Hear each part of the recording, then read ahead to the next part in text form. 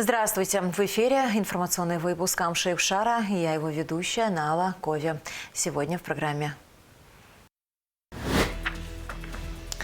Интерфакс готов помочь Абхазии во внедрении национальной информационно-аналитической системы. Движение матери Абхазии за мир и социальную справедливость запустило проект по увековечению памяти погибших в Отечественной войне народа Абхазии и СВО. Наши коллеги из Гагра ТВ отметили 20-летие со дня создания. Торжественное мероприятие состоялось в Доме культуры имени Томаса Кокускир.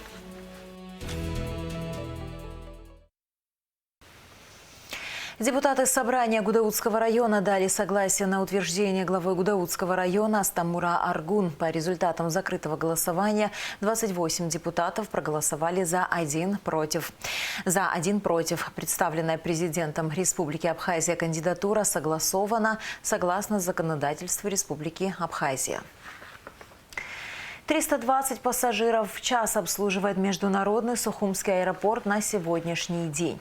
После завершения реконструкции исторического терминала, запланированной на май этого года, этот показатель вырастет до 400 пассажиров в час. Это позволит принять возрастающие пассажиропотоки и обеспечить высокий уровень сервиса. Министр туризма Астамур Логу посетил международный аэропорт Сухум и ознакомился с работой воздушной гавани. Особое внимание было уделено вопросам комфортности пребывания пассажиров и интеграции аэропорта в туристическую инфраструктуру республики. На завершающей стадии находятся и работы по благоустройству прилегающей территории. Здесь появятся новые зоны озеленения, места отдыха для пассажиров. Как сообщил генеральный директор аэропорта Руслан Блиндюк, особое внимание будет уделено семьям с детьми. В планах обустройства дополнительной детской площадки. Противостояние между Венгрией и Украиной набирает обороты. Премьер Венгрии Виктор Орбан потребовал от Украины, чтобы та прекратила пытаться вовлечь Будапешт в конфликт между Россией и Украиной, а также возобновить прокачки нефти по трубопроводу «Дружба». Он является основным маршрутом поставок российской нефти в Венгрию и Словакию. Господин президент, на протяжении 4 лет вы не можете принять позицию суверенного венгерского правительства и венгерского народа в отношении российско-украинской войны. 4 года вы работаете над тем, чтобы втянуть Венгрию в войну между Венгрией и Россией. Венгерская оппозиция предпринимает скоординированные шаги для прихода к власти в Венгрии проукраинского правительства. В последние дни вы перекрыли нефтепровод «Дружба», имеющий решающее значение для энергоснабжения Венгрии. Ваши действия противоречат интересам Венгрии и ставят под угрозу надежное и доступное энергоснабжение венгерских семей. Поэтому я призываю вас изменить вашу антивенгерскую политику. Венгрия и Словакия с конца января не получают поставки нефти из России. Украина заявляет, что это произошло из-за якобы российского удара и что требуются длительные ремонтные работы, чтобы восстановить трубопровод. В Минобороны России о подобной атаке ничего не сообщали. Будапешт обвиняет Киев в остановке транзита и говорит, что нефтепровод технически исправлен, а Украина его не возобновляет по политическим причинам. В ответ Венгрия объявила, что прекращает поставки дизельного топлива на Украину до возобновления прокачки нефти по «Дружбе». Правительство Словакии также предупреждает Киев о том, что готовы принимать новые меры, если транзит не возобновится. Еще раз подчеркну, что нет никаких сомнений, что у нас заключены обязывающие контракты. Имеем ли мы право на эту нефть? Украина обязана транспортировать эту нефть, и поэтому, поскольку вся имеющаяся у нас информация указывает на то, что этот трубопровод не поврежден и способен транспортировать нефть, я считаю действия президента Украины неправомерными к Словакии. Я неоднократно уведомлял господина Зеленского, Словакия не является слугой Украины. Словакия не является слугой Украины, и мы не та страна, где он думает, что можно просто прийти, взять и командовать. Так это не работает. Ранее Венгрия заблокировала выделение Евросоюзом кредита Украине на 90 миллиардов евро. Также Евросоюз не смог принять 20-й пакет санкций против России из-за вето Венгрии. Руководство Европейского Союза резко отнеслось к действиям Венгрии, обвиняя в нелояльности. Кандидат политических наук Артур Атаев считает, что Евросоюз хочет избавиться от действующих руководств Венгрии и Словакии. Зеленский – это лишь такой рупор. Это человек, который озвучивает эмоции, озвучивает позицию более сильных игроков. Понятно, что у Зеленского своей позиции сегодня нет. Он строго идет в фарватере русофобской, антироссийской, западной позиции и идеологем. Венгрия и Словакия не имеют выхода к морю. Соответственно, поставки нефти по морю невозможны для этих стран. Исходя из этого, Орбан постоянно заявлял, что интересы венгерского народа для него превыше всего. Вот представьте, если в Румынию или в Болгарию могут поставляться по альтернативным маршрутам, там отдельно есть и ветка, и есть возможность доставлять морским путем, то фактически Словакия и Венгрия, они в этом случае, если не возобновится действие нефтепровода «Дружба», то они в этом случае должны получать свой нефтепродукт следующим образом.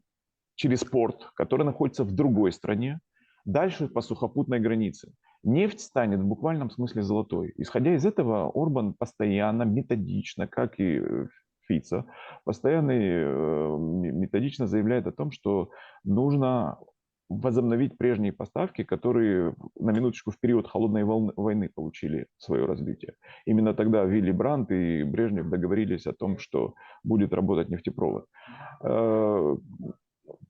Фактически, если так продолжится еще некоторое время, то, исходя из того, что Евросоюз крайне отрицательно настроен как в отношении Виктора Орбана, так и в отношении государства Венгрия в целом, венгерская экономика, как правильно на это указывает Орбан, она войдет в фазу кризиса. Поэтому он и зациклен на этом пункте взаимодействия как с Европейским Союзом, так и с Украиной. Они заинтересованы в кризисе в Венгрии и в кризисе в Словакии, потому что в этом случае будут, скорее всего, в обозримой перспективе или возможны массовые акции протеста, в результате которых и Виктора Орбана снесут, и Фицо уберут.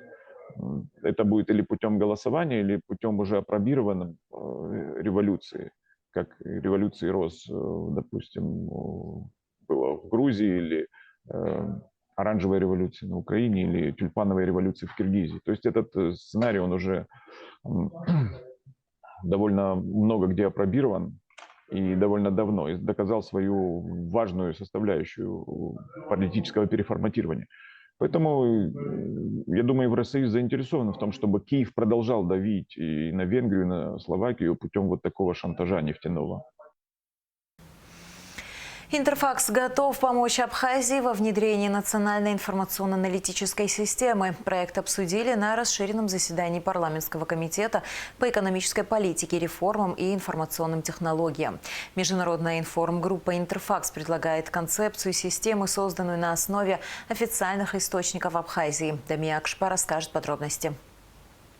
Одна из крупнейших IT-компаний «Интерфакс» готова реализовать проект внедрения информационно-аналитической системы в Абхазии совершенно бесплатно. Председатель Комитета по экономической политике, реформам и информационным технологиям депутат Резу Зантаря представил международную информгруппу «Интерфакс», которая предлагает концепцию, созданную на основе официальных источников Абхазии. Развитие современной эффективной деловой среды и интеграция в мировую экономику невозможно без цифровой трансформации государства и бизнеса. В данной связи Интерфакс предлагает, сегодня у нас гости Интерфакса, в данной связи, я их позже представлю, в данной связи Интерфакс предлагает провести презентацию концепции создания национальной информационно-аналитической системы, созданной на основе официальных источников Республики Абхазия. Данные о компаниях республики будут доступны пользователям цифровых продуктов Интерфакса по всему миру, что является немаловажным. Их более 100 тысяч пользователей, что улучшит деловой климат и повысит привлекательность экономики для международных партнеров как на территории России, так и на всем остальном мировом пространстве, где распространяется территория информационная среда Интерфакса. Первый замглавы международной информгруппы «Интерфакс» Георгий Гуля рассказал, что в компании около 400 работников, и на сегодняшний день они сотрудничают со странами Ближнего Востока, которые хотят создать у себя такие национальные системы. Интерфакс у всех ассоциируется и правильно. Это прежде всего с лентами новостей. Мы так и начинали, как и любое мировое агентство. Мы продавали новости, создавали их. Но сейчас группа Интерфакс – это крупнейшая частная, так скажем, IT-компания. У нас работает около 400 программистов, и мы создаем сложнейшие системы, которые… Вот первый наш проект был в России. Сегодня такие системы, как Spark, Scan, X-Compliance, их можно перечислять, необходимы, то есть 80% государственных структур, бизнес-структур, банков пользуются нашими системами, и представить элементарную выдачу кредитов без посыла к нашей системе просто невозможно. Налоговая служба, вы с ними общаетесь, России, она один из наших крупнейших клиентов, там почти 6 тысяч пользователей, и налоговая, так скажем, выставляет и претензии, и поощряет налогоплательщиков тоже благодаря нашим системам. Проект был презентован на заседании. Участников встречи подробно ознакомились с программой. Директор по развитию бизнеса в госсекторе и странах ближнего зарубежья Интерфакс Дарья Мелех рассказала, что система позволяет эффективно бороться с коррупцией. Также предприниматели могут видеть данные о себе и других представителях бизнеса. Создание системы, в которой будут объединены данные по всем возможным бизнесам, и они будут не просто объединены, они будут в реальном времени изменяться. То есть что-то происходит, и эта информация тут же будет обновляться. Является огромной ценностью. Почему? Потому что, с одной стороны, это очень сильно повышает налоговую дисциплину. И это то, что прошла Россия в свое время. То есть просто увеличивается объем налоговых сборов. С другой стороны, все, что касается борьбы с коррупцией. Мы посмотрим с вами на конкретных примерах, как довольно несложно на больших данных качественных выявлять конфликты интересов и разные, в том числе, преступные сговоры.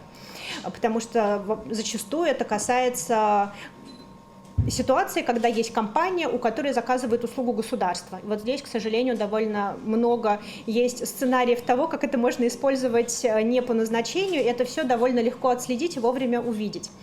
Но есть и чисто бизнесовая история, если внутри страны предприниматели имеют точно так же возможность видеть данные и о себе, и о соседях, и о всех тех, кто работает с ними в той же области, или наоборот в какой-то области, которая комплементарна к нему, да, можно выстроить какую-то цепочку, у одного логистику, у другого производства, у третьего продажа, у четвертого экспорт. Это, безусловно, стимулирует развитие экономики. По словам министра экономики Теймура Замеквабия, до введения национальной информационно-аналитической системы необходимо провести значительную подготовительную работу. Этот процесс может занять несколько лет. Для того, чтобы полноценно запустить этот интерфейс и сделать его максимально информативным, нам обязательно потребуется много чего поменять в порядке взаимодействия органов между собой, в порядке взаимодействия органов и заявителей. И самое главное, что это все должно найти отражение в законах и подзаконных актах. Но будет ли интерес? Мне кажется, будет. Будет ли смысл? Уверен, что в будущем будет, как только эта информационная база будет максимально наполнена и будет содержать в себе всю информацию, которая может интересовать потенциального партнера, допустим, гражданина Российской Федерации, который хочет заключить договорные отношения с абхазским юридическим лицом.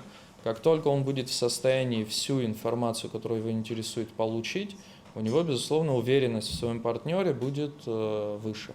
Первый проректор АГУ Роман Дбар, принимавший участие в обсуждении, считает, что нужно уже сейчас начать подготовку специалистов для обслуживания информационно-аналитической системы. Например, Абхазский государственный университет имеет десятки договоров с вузами Российской Федерации, но практически ни с одним вузом мы не смогли создать совместную лабораторию. И главная причина – это бюджетные ограничения российских организаций, которые не могут потратить ни одного рубля в Абхазии. Поэтому в этом плане, конечно, то, что вы представляете частную компанию, это дает достаточно хорошие, интересные перспективы для взаимодействия. Если, скажем, к примеру, Интерфакс будет заинтересован создать в Абхазском государственном университете такую площадку, которая будет готовить специалистов для этого направления, то это будет очень интересным взаимодействием, перспективным, которое через буквально несколько лет даст совершенно интересные и очень эффективные плоды. Поэтому мы за. Участники встречи высказали свое видение реализации проекта внедрения информационно-аналитической системы в Абхазии и необходимые действия для его реализации. Ветерану Алексею Александровичу Якупе исполнилось 100 лет. Поздравить именинника приехали сотрудники посольства России, Русского дома и Дома Москвы в Сухуме. Алексею Александровичу вручили подарки и передали почетный поздравительный адрес от президента России Владимира Путина.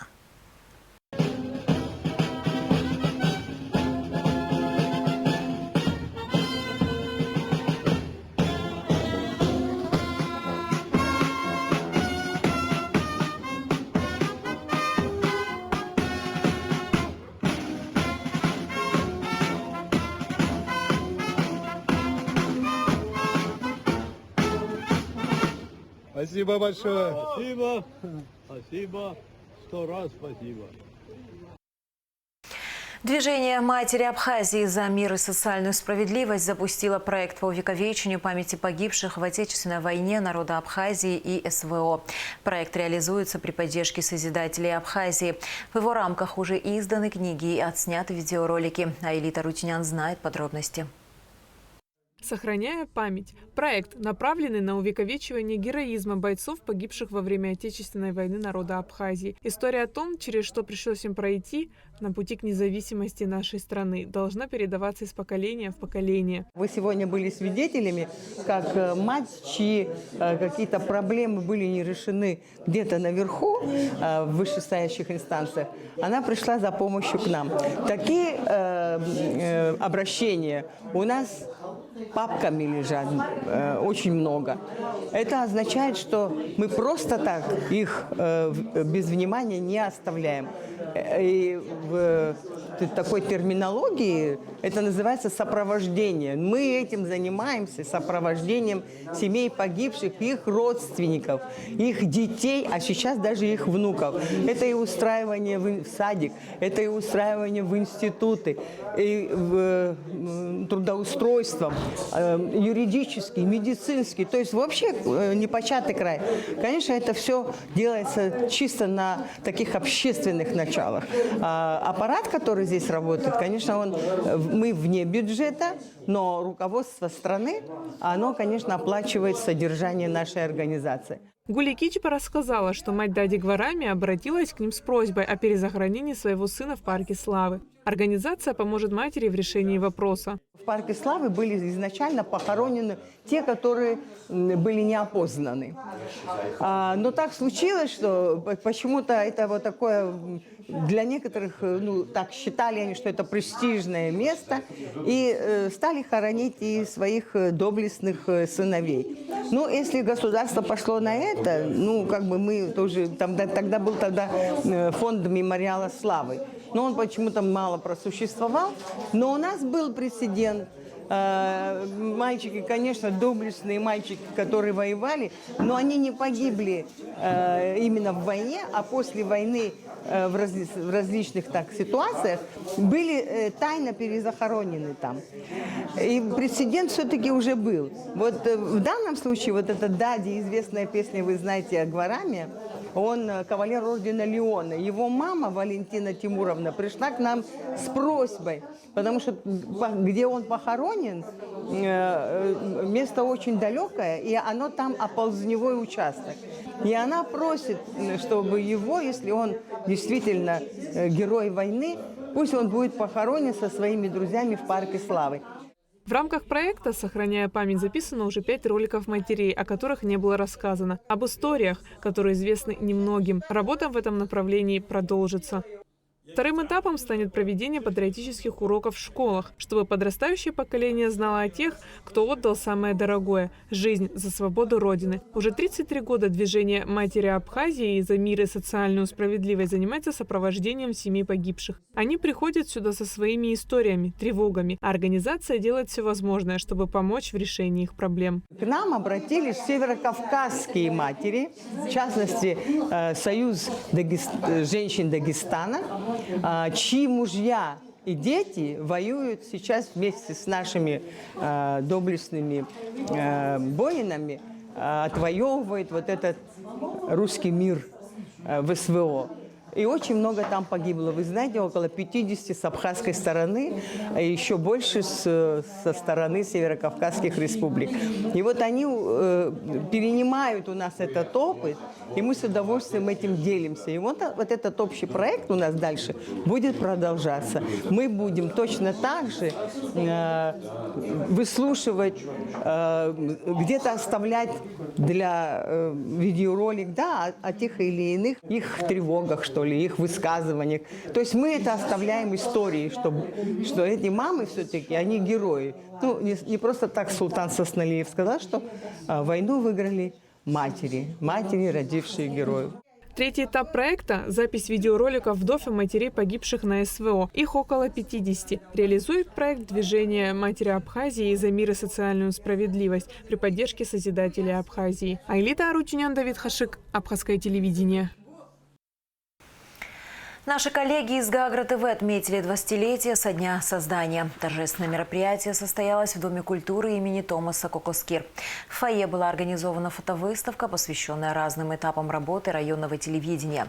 Также здесь была представлена экспозиция оборудования, с которого начиналась работа телевидения. Кассеты, видеомагнитофон, микрофон, телесуфлер, петличная система. Телеканал вещает на 2 языках. Канал имеет свою частоту, которая охватывает город и район частично через аналоговую систему. Также их могут видеть абоненты интернет-провайдера «Система» по всей Абхазии. Канал называется Гагра ТВ. Первым директором Гагра ТВ был Рустам Канджария. На данный момент канал возглавляет Беслан Ампар. Поздравить Гагра ТВ с юбилеем пришли гости, а именно представители АГТРК, Абаза ТВ, администрации города Гагра, общественности, представители разных сфер культуры и образования.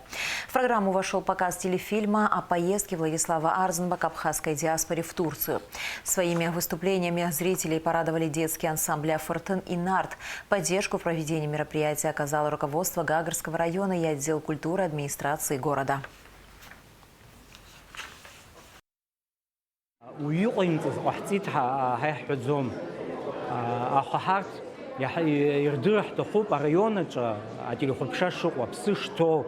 Егау дейруко козырге, хымпада ярбен телехопшазалаге, яму пахатова дейрука техника гана хелома хаубризге, хамухобшконе хел жран, зижашу псирилок дзена, ихын захал шупсыцкирила хажлар рымыцахвот, ажебшкор знахгот, иқону басам так мчибжика хынт эфиршко ханцырцыз.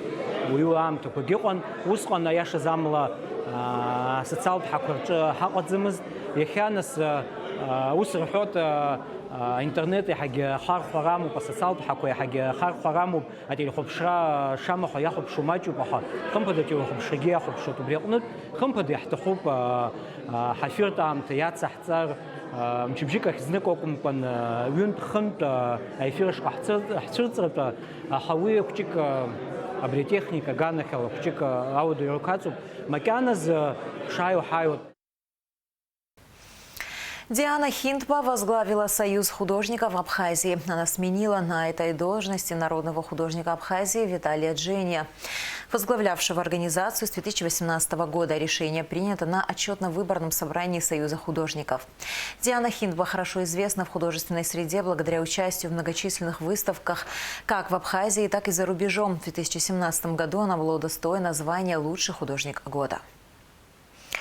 Школьники со всех районов Абхазии приняли участие в конкурсе, посвященном творчеству Михаила Лакарба. В этом году исполнилось 125 лет со дня рождения выдающегося писателя, драматурга, сценариста и журналиста. Творческий путь Михаила Лакарба начался еще в 1919 году, когда на страницах первой абхазской газеты были опубликованы его статьи и стихи.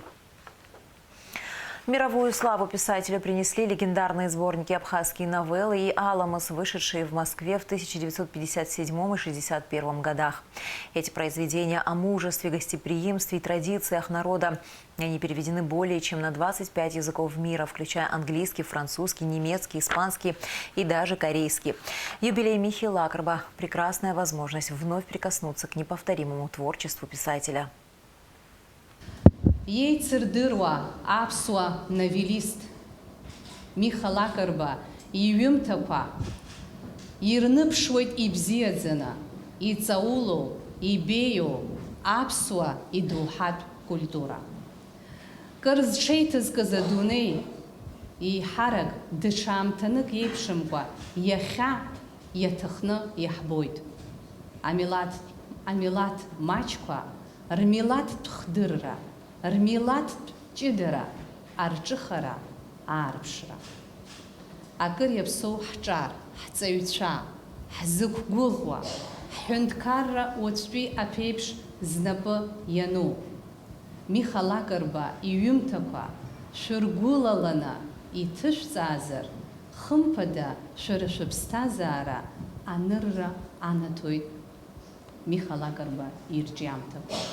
Шәыԥсҭазаараҿы шәзаиааиуа ҟалап, шәыззымаиааиуагьы ҟалашт, аха зегь раԥхьа игылазароуп аԥсуа, ԥсуаҵасла, намысла, патула иԥсҭазаара аиқәыршәара.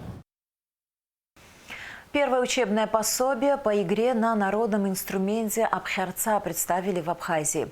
Презентация прошла на базе Республиканского центра народного творчества имени Кортуа. Издание основано на трудах выдающегося абхазского музыканта Утара Хунцария. Книга подготовлена на основе авторской рукописи Хунцария, которую в 2024 году передала Министерству культуры художественный руководитель ансамбля Гунда Роза Чамагуа. Проект реализован при финансовой поддержке ведомства. И в завершении выпуска о погоде. В пятницу 27 февраля в Абхазии ожидается облачная погода. До второй половины дня дождь, местами туман. Температура воздуха ночью 0,5, днем 3,8 градусов. Температура морской воды 9 градусов.